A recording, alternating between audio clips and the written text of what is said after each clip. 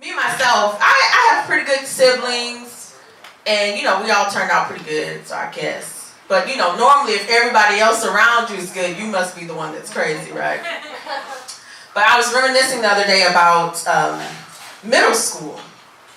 And I was super awkward in middle school. You're trying to learn how to do everything and learn about yourself. And so there was this guy that I liked. And I didn't know what to do to tell him that I liked him. So me and my friends were all standing around and everything. And so he's walking up, it's gym class. And I look over at my friends and I say, hey, do you guys dare me to moon him? And they're like, what? I guess we do. Because when you moon somebody, first of all, it's supposed to be a sign of disrespect. And then a dare is supposed to be something that you're forced to do, not wanting to do. So sure enough, they're like, oh my God, is she gonna do it? So he's walking towards, and he was really nice, and hey, how you doing? I'm like, I'm good. And I turn around, full moon him right there in gym class.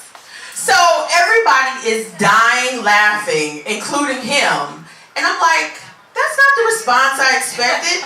You're supposed to be swooned by my cheeks. Like, what are you laughing about? So I, was a pretty smart kid. I tried to do well in school and everything. And as I grew up later, I tried to get nice jobs and do this and that and the other. So I was at one of our company gatherings years later. And I'm walking around, and I'm looking and having a good time, and all of a sudden, there's the guy at the company party, and I'm like, oh my God, I hope he doesn't recognize me. I hope he doesn't recognize me. Sure enough, he sees me from across the room, and he's like, hey, how you doing? And I'm like, oh, do I know you? He's like, you remember me? Yeah. I'm like, where was that response 10 years ago when you were cracking up laughing? But it was really uncomfortable. My friends, they were there, so they remembered. It was wild. I was so thrown back by the whole situation. But yeah, I'm single, just in case you didn't guess. And it's crazy that people are always telling me, they're like, so when you gonna get a husband? When you gonna get a husband? I'm like, get a husband? What am I supposed to do? Go to the grocery store and just pick one off the shelf? How do you get a husband? I mean, would you just go in the grocery store and say, excuse me, sir, where are the tall and handsomes? Oh, aisle 2, thank you.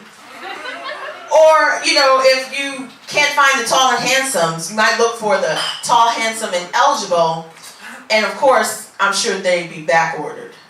But I don't know. It's crazy out here.